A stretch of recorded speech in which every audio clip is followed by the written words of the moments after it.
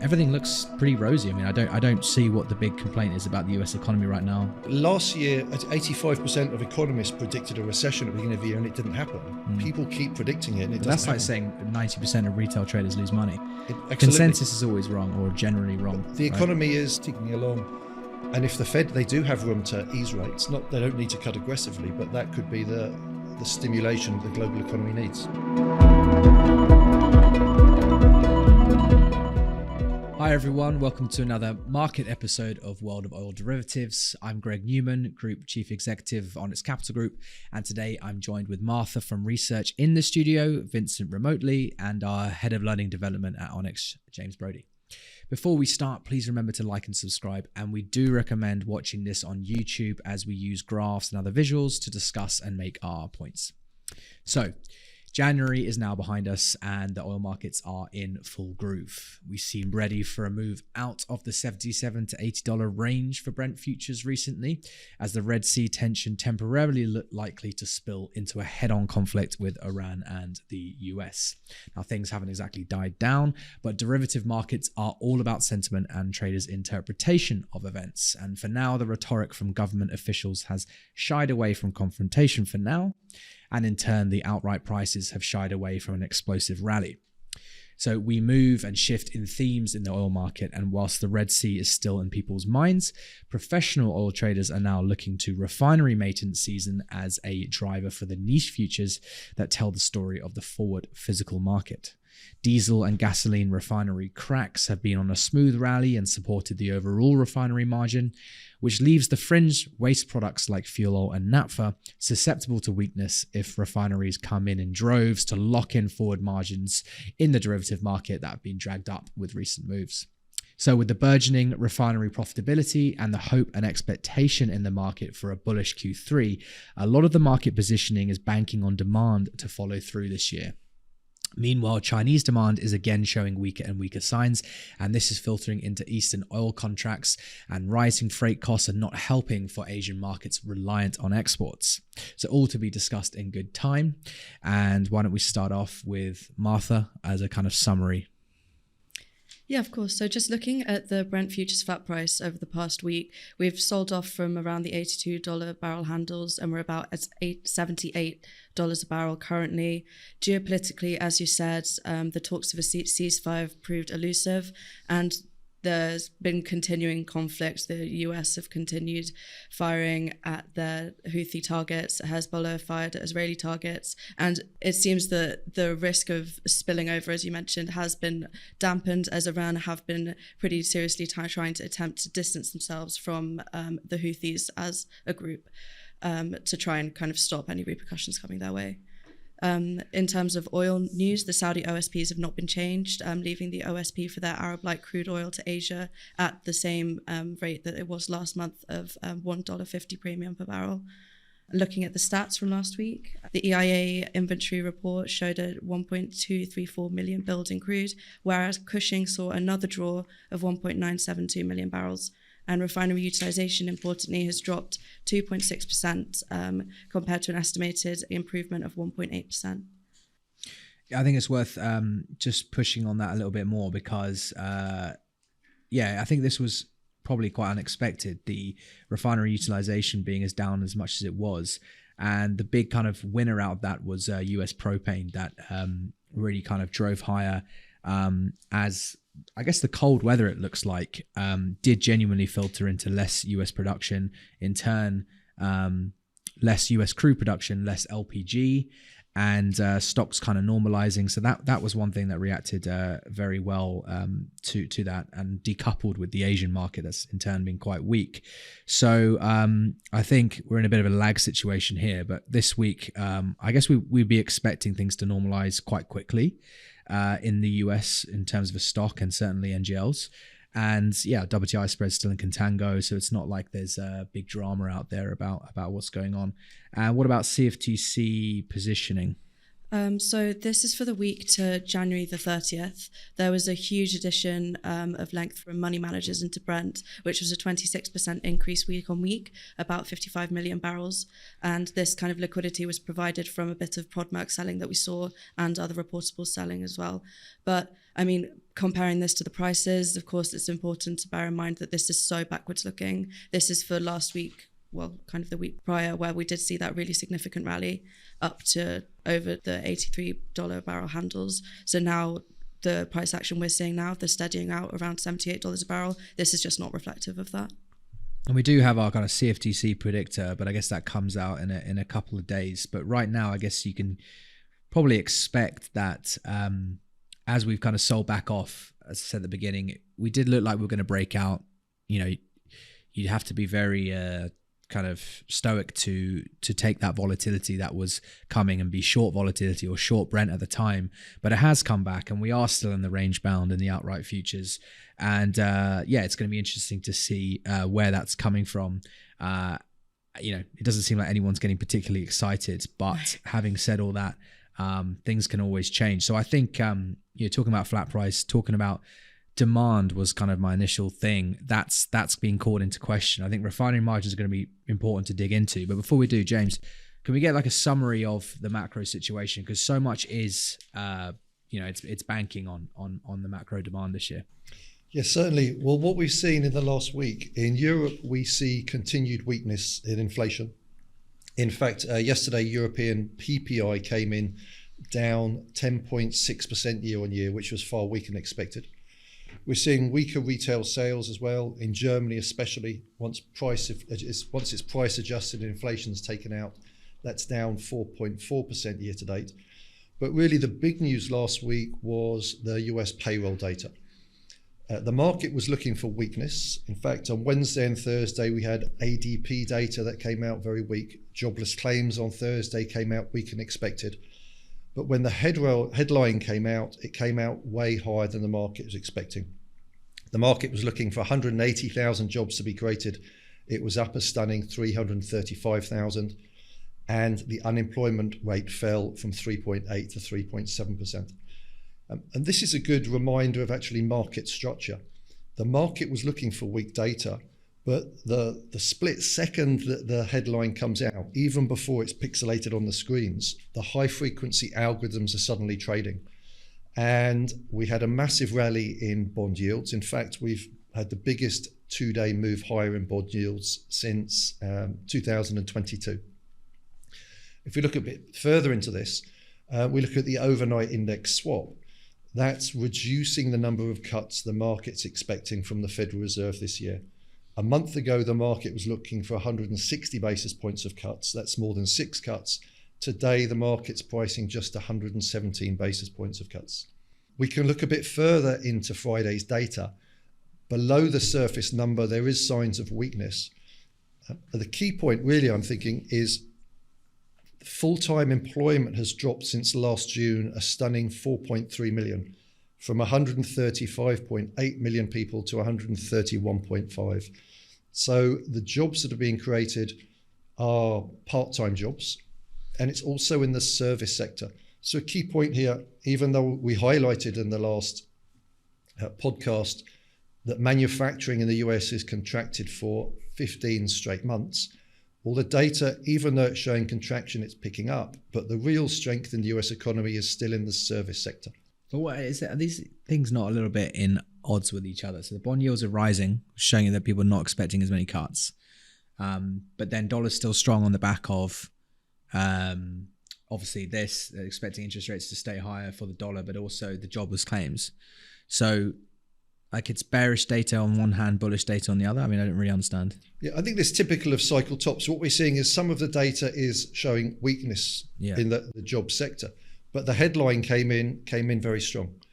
Okay, so then shouldn't we be expecting like bond yields rate rising in that scenario? It doesn't seem that logical. Well, bond yields have rallied because the market's saying there's less need for the Fed to cut rates. The Fed won't be cutting as aggressively. Yeah. So bond yields have gone higher, and that's taken the dollar higher with it. Oh, okay. So essentially, no need to stimulate the economy, but wouldn't you want to still be in a position? if inflation is manageable, you want the economy to be as strong as possible. So if you can have a strong economy and cut, is that not still how the Fed would be thinking? Absolutely. I think the reason the Fed want to hold off against cutting rates is because they don't want inflation to rear its head again, having been humbled or humiliated and having their credibility taken away by saying inflation will be transitory. And then, of course, it rose so aggressively. But without a doubt, the Fed has got room to cut rates. As soon as they start to see some weakness, certainly when we do see some weakness in the core jobs data, they can cut rates, because if we look at real rates, when we take away inflation, real rates are incredibly tight levels. So there is room for the Fed. They don't need to cut 6 times this year because we're not in a recession. Yeah. But there is room for the Fed to cut. The big winner I can see out of this then is more economic activity and slightly higher rates. It's just good for the banks, mainly the big winners. So yeah, maybe banking stocks, that kind of thing. Just out of interest, like where, equity markets in general, it's still on a good run. The tech stocks are back again. How do you think the macro market is weighing up? We've been in a growth phase, then we went to a value phase during high inflation, and now it's kind of in between. How would you see that for the equity markets? It's interesting when you look at the US and you look at China, but with equity markets, we've had a big move higher in the last month with Nvidia and Meta stocks taking another jump. To me, these, looking at historical levels, they look expensive, but the price is still trending higher. So you have to go with it. And it looks like we're in a scenario of we are in a soft landing. If it's perfect situation for, as you say, for banks, perfect situation for the central banks, they have room to trim rates if they want. So right now it's the perfect Goldilocks scenario. And I guess in that basis, there's no particular, do you see what I mean about the value versus growth? There's no real particular area. You should just be riding the trend of what is rallying ultimately. But I did see that, was it the ARC? I've forgotten her name. Cathy Wood. That's come all the way back as well. That had like quite a couple of years really poor. So I think there's enough reason for people to get excited. And I mean the retail market really, because they have been so impactful, certainly 2020 to kind of 2021 time. So for them to be rearing back and ready to pile into stocks and all get excited again, I think it does have a genuine impact on oil, because ultimately it's another thing to buy. But then oil's in a weird situation because a lot of investors and retail traders buy it, or portfolio managers buy Brent futures and WTI futures as a hedge for inflation. But then you can also buy it when economic activity looks to be growing as well. But certainly the inflation doesn't seem to be a driver. So with everything going on, I know it's not like you can know, but from a macro situation, oil does seem like a buy from the very generic observer on the retail level, no?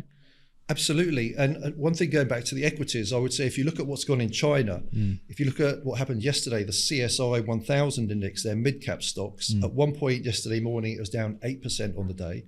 That's down 30% on the year, and we're just 1 month in. So what you're seeing is complete capitulation in China. So as you say, if you're looking for alternatives where to place your assets, then commodities is definitely But then China's so important to the commodity story and the demand story. But I don't know. I mean, that's the professional investors or professional traders. They are so reliant, like I was saying at the beginning, on the demand story coming from China this year. You're not getting it at all, right? So if anything, you have to rely on the US. But that's not what's discussed. But then, the retail trader and the investor who's not in the professional industry, maybe doesn't care at all about China for commodities. So it's an interesting one, but the flow of money at least could come in as in with that logic. But at the same time, it's range bound. And I don't think I don't think anyone's really particularly excited about oil prices right now, but no, thank you for that. So as always, we can't really get the answer from macro. It doesn't seem like the most obvious trend of macro into oil. We have to look at the underlying, right? And I think refinery margins are the new theme. Again, refinery maintenance coming up in Europe, and then later on Asia. Martha, do you want to just quickly summarize? I mean, we've been rallying again. We had been rallying for quite some time during January, and the overall profitability in Europe was getting higher. What's changed in the last week? So we're still seeing refinery margins improve week on week. We saw a 93-cent improvement in the past week in the March tenor, but this is all due to the weakness in the crude. We have seen weakness across the whole barrel in all of the refined products outright, but this has been, overtaken by the crude weakness in order to leave an improvement in the refinery margins. We saw a poor expiry with little interest at the end of last month, and there's been some decent resistance in the DFLs from interest in the now BAL Feb contract. And then the products themselves, it's more that the outright prices are decreasing, but we're still seeing fairly decent kind of stable interest in gas oil and gasoline.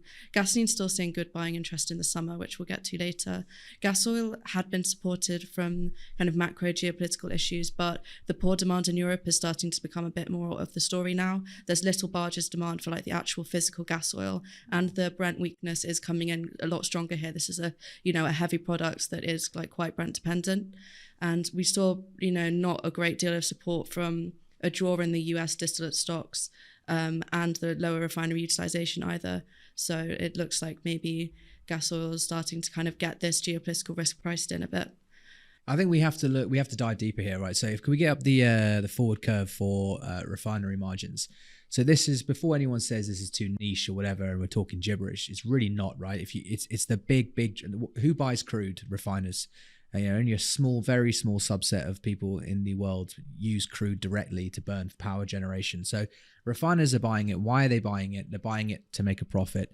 So they look at the derivative market and they can lock in as much as they like using the derivative contracts. Now, if it's profitable or very profitable, which I think what we're seeing is kind of February through to Q3, so basically the first half of the year, in Europe in particular, is looking very strong. And if the profitability is very strong, then it's unlikely to have much of an impact during maintenance season, because obviously refiners are dialing down their operations and they can't really take advantage of the strong profits. But having said that, if the product margins, the refinery margins, are being dragged up because of a number of different things, and then suddenly the forward curve starts to price in these very strong levels, then that's what derivative market's for, right? And if the refineries, which I believe they should, because this is seasonally and given the situation that's going on, strong margins, they should be locking these in. So there's a lot of selling flow should come into the product crack markets, which means gas oil, diesel, I think they can absorb it. I think they're on a steady rally. But the rest of the markets, naphtha, propane, LPG, there is due to be, as soon as we come out of maintenance, and the market will begin trading as if we're out of maintenance in not too long. And if the refiners have come in aggressively to hedge, then they are going to run at maximum as soon as they're out. And they're not going to care what the actual market is doing, because that's the whole point of a hedge. They've locked in the forward physical economics. So this is where supply and demand models get put under a lot of pressure, because I think the expectation is second half demand will be strong. But first half demand has got to be able to absorb the inflow of products that will come in probably before we get the spike maybe in Q3, which is what if you look at the market positioning, generally speaking, that's what the market is expecting. So in the meantime, I guess the bulk of Q2, we should expect a hell of a lot of products coming online into the spot physical market. And look, the market might be able to absorb it, of course, but it will give us a real indication. If the demand is not there, then you'll still get refiners pumping as hard as they can with the hedge margins, and you'll see the premiums in basically products across the curve weakening considerably if there is too much crude in the world, right? You're just converting the excess crude into excess product. But if there isn't excess crude, then and the market can absorb it, it's a very good indication that actually we should get even more demand in Q3, and it could actually be a very bullish year. And then therefore you could see people in the professional oil market getting very excited about oil prices on the outright basis kind of going into the second half.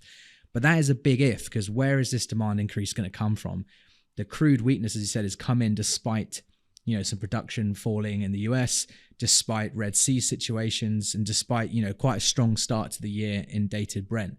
So, you could blame refinery maintenance to that to some degree, but, it's looking potentially like we are just in a state of oversupply. And that is the big question, which I think macro, obviously it's always important, but I think in particular, like where we go right now into kind of June, will really kind of set the tone for the second half of the year, and therefore market positioning. I think we have to say we can't really make a big call on it, right? I mean, I do genuinely believe that China demand increases being the expectation is was a poor logic. I don't really see the logic in that. I think it's, if anything, it's doing horrendously. So you're not going to get the demand growth.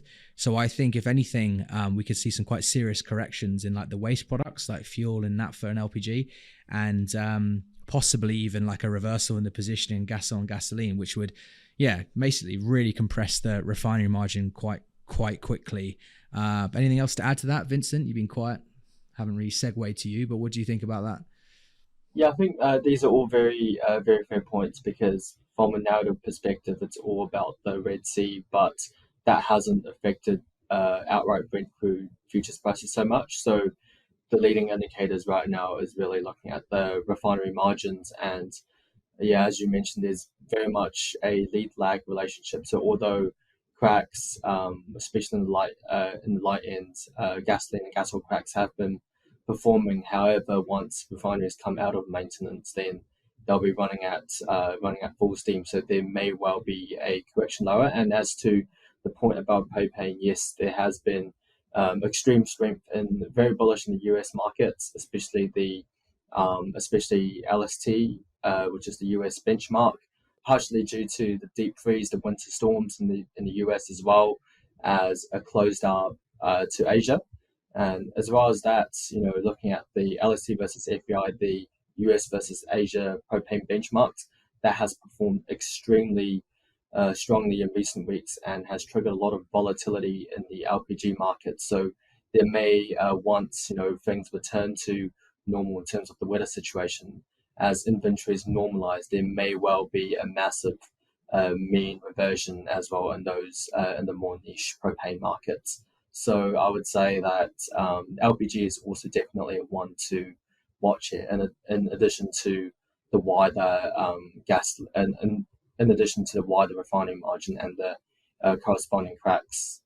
Yeah, I mean, we've got some notes here on the LPG story for China in particular as well, because the theme in the professional industry, oil industry, is that Chinese are already ramping up their propane capacity to take it in to create propylene or petrochemicals, right, Martha? So that there is seemingly still the hope, right? There's the hope that China absorb this all, but just like refinery margins, you have the petchem margins, right? So converting the propane into petchems. If there's not the underlying demand there, then just because you've got more people buying propane to convert it to, you'll still see the oversupply, but in the petchems. Yeah, it's been really interesting. The beginning of this year in January, we've seen a pretty strong Singapore petchem market, and this has been supporting naphtha, even though naphtha's been at these kind of dislocated high prices. Whereas on the flip side, propane is becoming kind of weaker and weaker, and it kind of begs in Asia, specifically. But we have to say that because it's such a dislocation with the US. It's crazy. The FEI, which is the Asian benchmark, is becoming weaker and weaker, and it kind of begs the question of how weak does it have to go? When are we going to start seeing these physical players bidding it up? Just in terms of the actual propylene additions, I think that there's 2.1 million tons a year of PDH units, which are propane dehydrogenation units, which are used to make propylene mostly in East China, potentially starting operations in Q1. So hopefully, we're running out of Q1, so we should hopefully see these beginning to kind of prop up some propane demand out of China. The actual addition of the LPG demand is projected to hit 80 million tonnes this year, and this is a growth rate of 7%, which is huge, but compared to last year's 14%, this kind of is a bit of a show of the weaker downstream demand of LPG. The growth is driven mostly as a feedstock with these propane dehydrogenation units, and they're looking to account for 30% of their local Chinese propylene production this year, and of course they're a massive propylene producer. So if you follow it all through into the macro again, James, propylene and the plastic demand, China are in a very precarious situation themselves, and as a government, thinking of what to do. What I've been reading or have read is that it's all about exporting their economy again. That's the big thing, and I think we should expect even more aggressive exports from China then, if they're going to try and fight their way out of this. Is that fair to say? But we need to see the demand, and where's the demand going to come from? But they're going to offload the demand to someone else, is what I'm saying, just to localize, support their economy.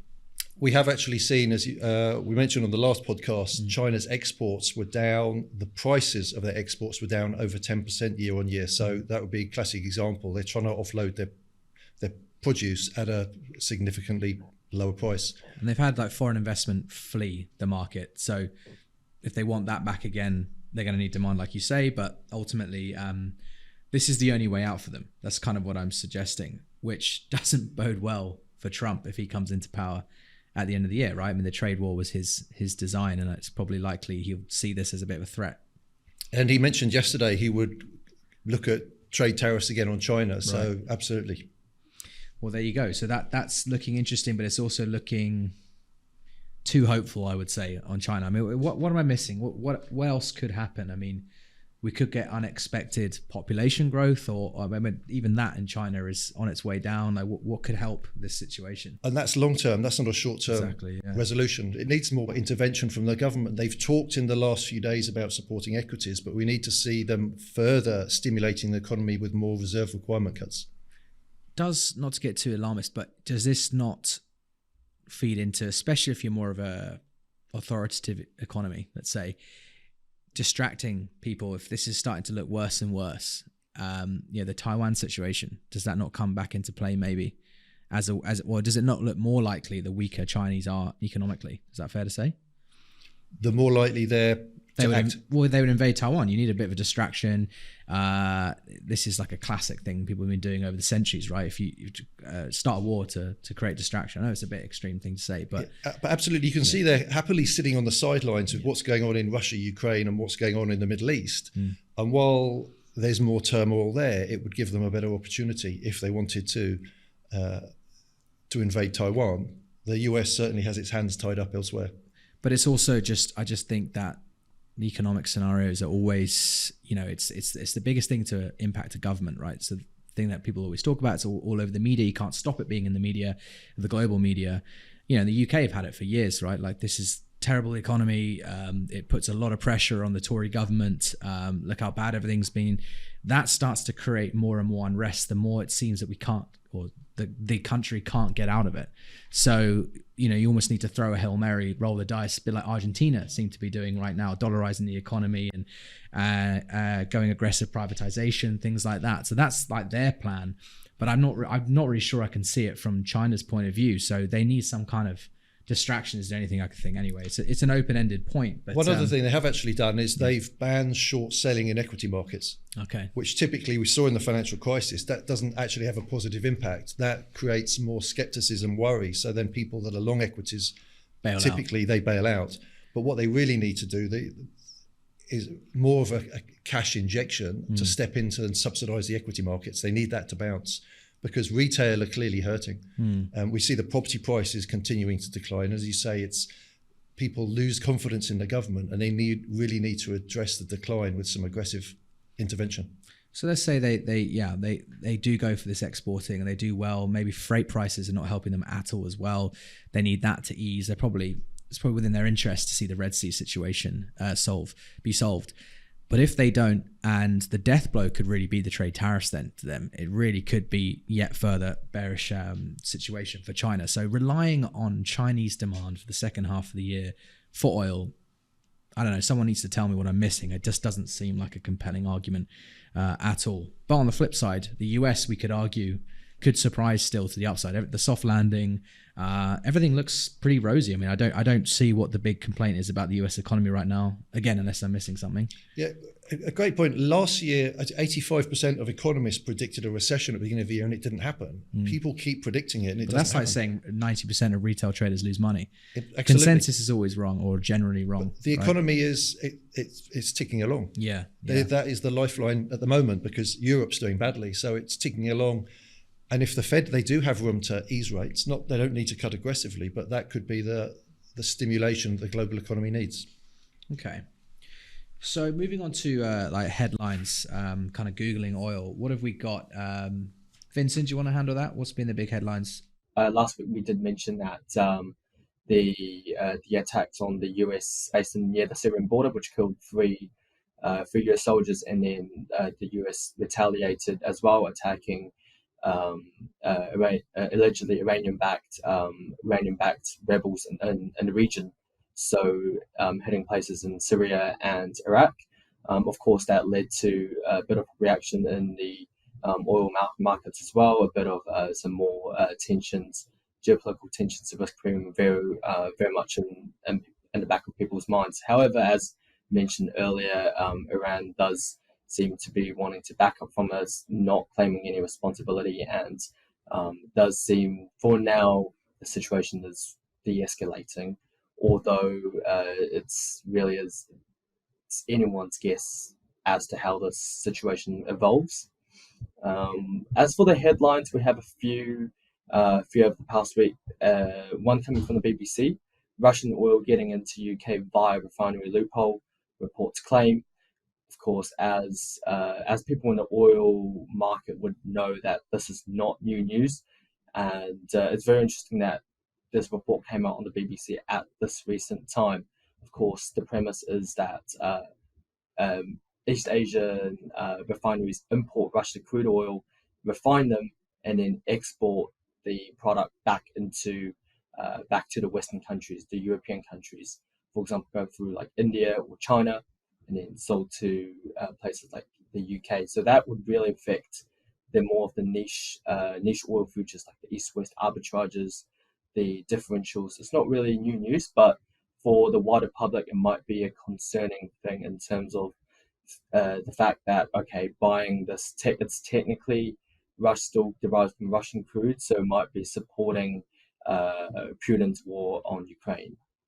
Yeah, I've actually been asked about this myself, and I think it's one of those unrealistic, arrogant scenarios from the government, UK government, being like, we can control, a huge global market and ecosystem. At the end of the day, thousands of tankers, refiners, there's storage, it's so integrated, the world's oil supply, export supply. To think that you won't have forensically some carbon molecules coming from Russia into UK is like, how are you going to track that? And ultimately, you can actually do forensics on crude directly, but once it's been refined, it's been blended. What if you put that oil, one blending component that's been in a storage tanker that has had Russian in the past? What if that gets mixed in? Or the same thing with being on a tanker that has been previously used for Russian crude. You could pick up, DNA type stuff from, the molecules from Russian crude, and it can be blended into one kind of soup that it gets spit out everywhere. And to think you can control that, a tiny country such as the UK, who's no demand relative to the whole world, it's slightly frustrating, and it's just lip service from the government to say that we're not funding the oil in Russia. It's never been illegal to buy Russian oil. It's been an oil price cap. And again, do you think people can't avoid the price cap? Think clever things like insurance differences, like freight situations. You can outcry all you want, and you can say it's horrible, but you want to go up against the entire globally integrated oil system, you're an idiot, basically. So we'll see what happens with that. But I think people are interested in this concept. But again, it's the media aren't helping by saying Russian oil getting into the UK as well at the same time. It's not like the everyday person can really do anything about it. You want to stop Russian oil, you need to ban it, or you need to blow up pipelines like we did with gas. What was done with the gas situation, where we completely rerouted gas flows from Russia and suddenly from US and Qatar instead. You need to do things like that.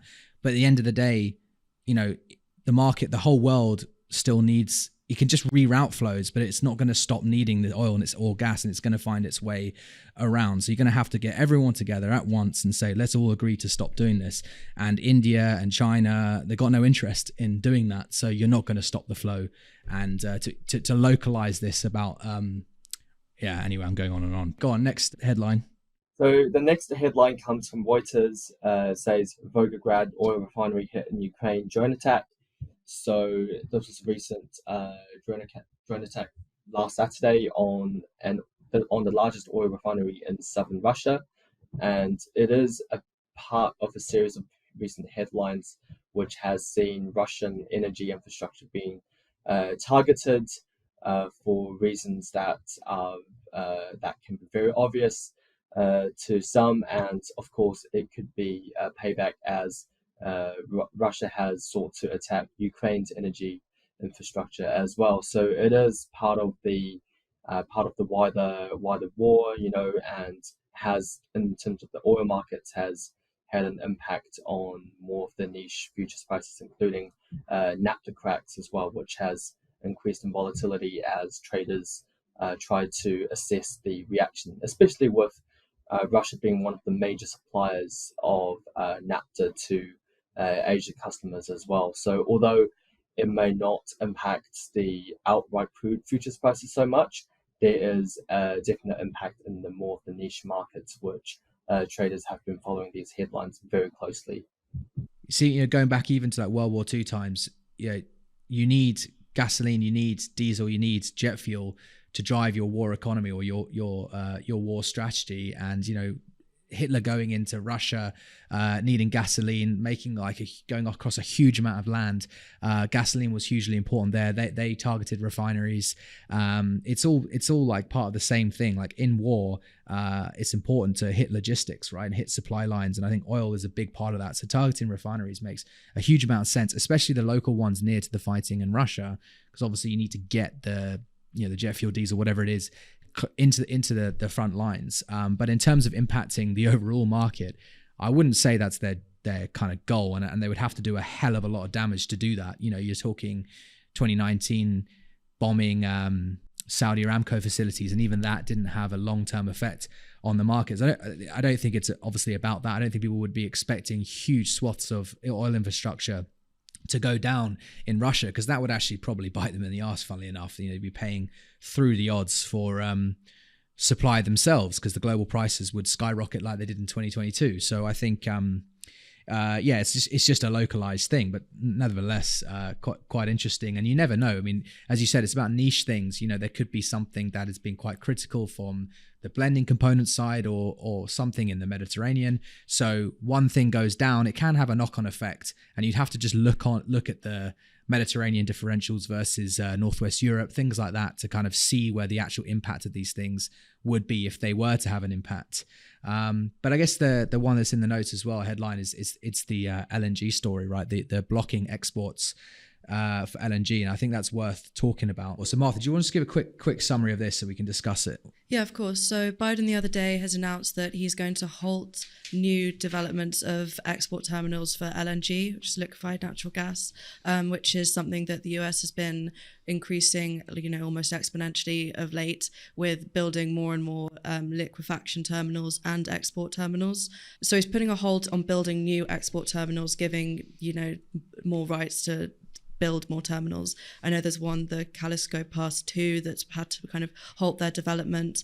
And it's interesting to see the kind of outrage that this has prompted. This is kind of something that is understandable to everyone, kind of misunderstood by a few. It's just further development being paused, but it does show the kind of strength that the government has over the energy infrastructure. But it's about to be passed to the House of Representatives, I believe, so it'll have to be kind of passed by them to see if it can get any more longevity. The thing is with the US political system, if Trump gets into power, he'll just unravel it. Yeah. So it really is a Biden versus Trump thing, pro energy exports versus anti. It's also really not good, this whole shift from 2022 to rely on US imports to then it almost feels political, because that we're so reliant on that, and will be reliant going forward in the EU and UK. So whole terminals have been built to take this stuff, and shipping routes and charterings have been fixed long term. So to ban more of this, just the export, not the actual liquefaction, not any of the drilling, just kind of the final stage where you're actually exporting it to other countries who want it. It seems kind of short-sighted. And it's also, you want the people to not be reliant on Russia, going back to that. Mm-hmm. You need to be creating a solution, which they did do in 2022, but now it seems like you're putting the pressure back on them, which puts the emphasis on buying more Qatari LNG, or having to rely on things more in the East and the Middle East. And that's got its problems as well politically. So a very precarious position in general. It feels odd. Yeah, and politically, this is all, of course, all of the LNG is kind of being made in the south as well. So it's just kind of turning it even more into kind of a party issue. And I don't know if they get the votes off the back of it. They must be thinking something like that. But ultimately, we're talking LNG, which it's hard to justify. I mean, they call it cleaner fuel. some people call it that. I think that's a bit of a leap. It's certainly cleaner burning, but it's probably from a global warming perspective, no better than oil. So I don't know what they're expecting for people to respond to this, but it has to be a vote thing, really. Yeah, this has, of course, brought some derision from not only kind of political players, both in the Democrats and Republicans, but also kind of industry professionals as well, as the Shell CEO warned that it's going to kind of erode confidence in the US LNG market. Yeah, I think the reliance on export, like structural flows, is a big thing in the trading world. So, it's okay if you reroute like we did in 2022, but these things need to be long-term and stable. People hedge forward considerably, right? And they do big long-term deals, term deals to agree on like exports and the economics of that. So if you completely change it, people are relying maybe not on the increase, but certainly a certain amount. So I think the industry hates it when you see, like, for example, going way back, a lot of natural gas contracts used to be linked to oil, like oil indexed. So when oil and gas was close to each other, it was no one had a problem with it, but they decoupled. There's so much gas in the world, and oil rallied for a time, and that dislocation was really frustrating for a lot of all the people that had fixed in like 5 to 10 years of oil index gas prices, whilst in the open market they can see they could have gotten a way better price. So when you structurally change things, I think if anything, it's just frustrating for people. And I've heard stories in the physical market, when people make these deals with governments, with big areas, big countries, whatever else, it's a bilateral transaction at the end of the day. They're committing to doing it, but there's no such thing as like a world law. There's no one who's going to hold you to that contract. It's all trade deals and leverage. And at the end of the day, if someone just says, I'm not paying that, the price is way lower or higher, whatever it is, then they can just renege on these deals. So I think he's right. It's eroding confidence sounds like it's a political thing to say, but it's a very real thing. It makes people's long-term deals susceptible, and certainly their hedges and things like that. So I think it's definitely worth saying, but we don't even know if it's going to happen. But this type of rhetoric, I mean, we had Jonah on the podcast, who's US national himself, and he was bleating on about there really are like these huge extremes. One side so pro energy, the exports, the industry, other potentially so negative. So we're in for like a very like dichotomy kind of situation, maybe even just year on year. But moving on, what about the trade idea for this week, Martha? So our trade of the week this week is to buy the Q3 gasoline and sell the Q3 European naphtha contracts. The summer gasoline has been seeing really decent buying recently and has been on a steady bullish run with further room for bullish action, and players really happy to be long in these positions comfortably. Looking at the counterparty types into European gasoline, we can see that in the Q3 contract, there is both refiner and trade house buying in good amounts over the past week, which represents both physical and financial interest. And then looking at the actual contract of the gasoline take naphtha, which is called GasNap, we can see the same thing mirrored here, which is an expectation from trade houses and also potentially refiners unwinding hedges, as they are naturally on the sell side hedging in this contract. Yeah, I think what's interesting about this one and the Q3 European gasoline contracts as well is the steadiness of the rally. There's been very low volatility, but one way. And I think that's unusual for these contracts, one, but two, indicative of low saturation. So this is, for me, feeling like the meat of a trend when you get this. When it starts to be more volatile, that means you're getting counter flow, you're getting a market having resistance, more, James, your technical side of things. But at least superficially, I think you could argue that we know every year, Q3, in the last 3 years, Q3 European gasoline markets and US have performed very well. I think this is the expectation of where there'll be a lot of crude demand because of the refinery margins, because of the gasoline market. So I think it's a relatively safe trade. But it has been going on all year. It's been going on for the last 30, 40 days. So therefore, expecting this to go on endlessly is obviously at some point there needs to be a good profit taking. So I think for me, the signals to exit would be increasing volatility. It would be maybe even a leveling out in the or getting resistance in the flow. The long short ratio is starting to like weaken slightly, because any sign you get of exhaustion, I think it's historically a volatile contract. So you don't want to be stuck in something that everyone's long, but everyone's long it every year, and it has performed. It's just, again, going back to the things we've been discussing earlier, a lot of hopes are in the expectation of demand increases and this particular area. So if it doesn't follow through, and particularly if the refinery margins are so well hedged before Q3 that there's a plethora of products online already, then Q3 could underperform. So this is almost like, this is a momentum trade ultimately, following the trend, and that's absolutely fine.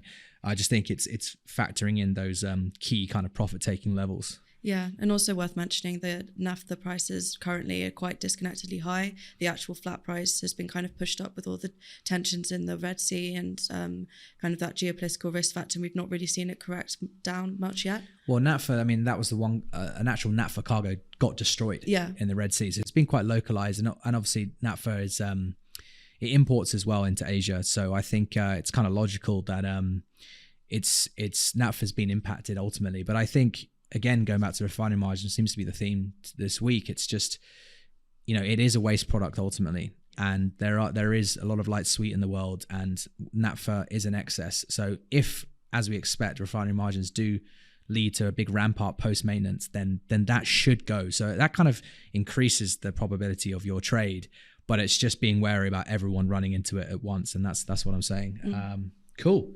Thanks.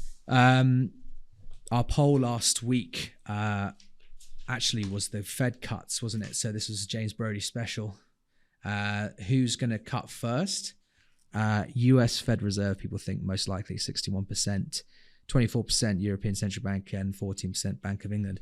Do you have any other context, or what did you think? I personally think it's the ECB and the OIS overnight index swap. The market's pricing exactly that. UK, although inflation's coming down, it's still higher than the other central banks.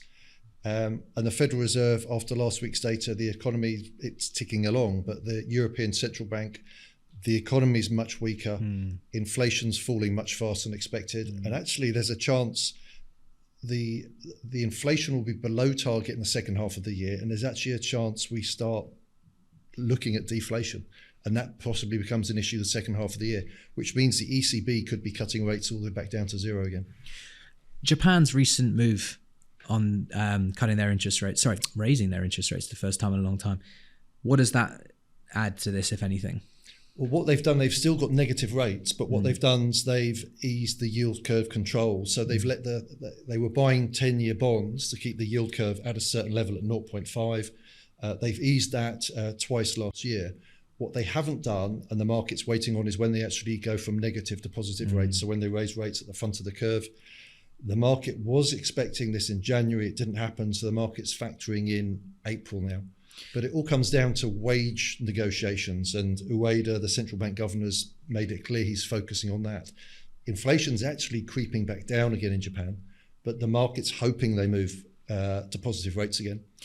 And why is that in terms of, I'm hearing Japanese equities are a buy, things like that, but it's the opposite. What you usually hear, cutting rates is usually bullish equities. So what is going on here is just a sign that they don't need to hold negative interest rates to sustain the economy, and that's bullish. Is that essentially it? It's a sign the economy's strong. Inflation's not. They had deflation for a significant time. They've been near to zero or just above zero. They've now got inflation back. They could get to positive rates. It's a good sign for the economy. As you say, money is flowing in, and Nikkei continues to grind higher. On your interesting point on, and this goes back to the US, on cutting rates are typically good for equities. That's what the market perceives. But when the Fed start cutting rates, we've seen this all the way back to the 1970s. When the Fed start cutting rates, that's actually when equities start to fall. So there's just a lead lag, is there? Yeah. The last 6 recessions, the equity market, the S&P low, on average, is 11 months after the first Fed cut. So what that means, if the Fed does start cutting, it's being pushed back now. The market expects it now in June. But when they start cutting, it typically means, if it's the same as previous cycles, even going back to the 1970s, then equities will be falling for typically 6 months to 1 year. So I guess you're kind of bullish the dollar against EU as well. Absolutely. FX point Definitely. of view. Okay. That's a lot that we covered there. And we will leave it there. So again, please, we're really enjoying that there's subscribers are going up on our channel, and we're really putting a lot of effort into it and really appreciate the support. So please continue to do that, and join us again for the next podcast, which will be another leadership episode, and more of the same on markets the week after that. So thank you very much for listening, and see you in a bit.